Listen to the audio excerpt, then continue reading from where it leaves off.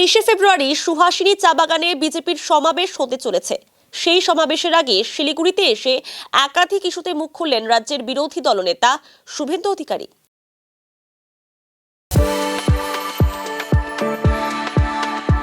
We are the dreamers, the achievers, and the leaders.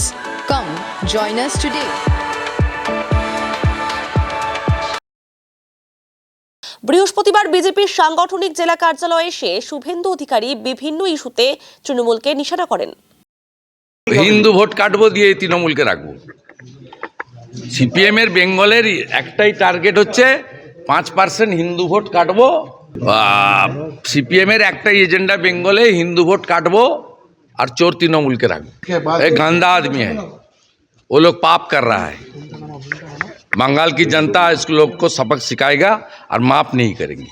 ये तो होना चाहिए था, बाकी तो पार्लियामेंट करेगा और हमारी नेशनल स्पोर्ट्स पर्सन बताएगा। कुछ फायदा नहीं है। ये ऑर्डिनरी बिल है, मेजोरिटी हम लोग का पास है।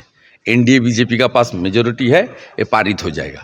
আলিপুরদুয়ার নিয়ে আমরা করিনি, আমরা টি গার্ডেনে আমাদের বঞ্চনার বিরুদ্ধে আমরা শক্তিশালী করছি। আমাদের টি গার্ডেনে অধিকাংশ চা বাগান বন্ধ, চা বাগানের জমি প্রমোটারদের হাতে রিসোর্ট করার জন্য কলকাতার ঘনিষ্ঠ লোকদের দিচ্ছে।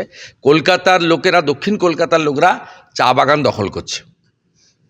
আদিবাসী, গোর্খা, রাজবংশী তাদের অধিকার কেড়ে নিচ্ছে।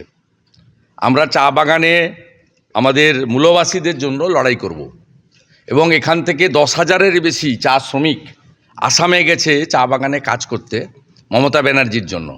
তাই আগামী 23 তারিখ কালচিনির সুভাষিনী ময়দান বা পার্শ্ববর্তী এলাকাতে আমাদের চা বাগান শ্রমিকদের মাধ্যমিক পরীক্ষার পরে বড় কনভেনশন হতে চলেছে।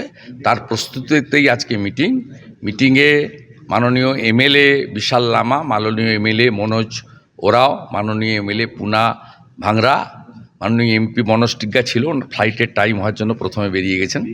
আর আমাদের ex MP, ex minister Dashrath Tirkey, আমাদের এক্স এমএলএ শুক্রা মুন্ডা এবং আমাদের দুজন ইম্পর্ট্যান্ট লিডার লুইস কুজুর এবং যুগল ঝা, এরা সকলে ছিল, শঙ্কর ঘোষ সহ।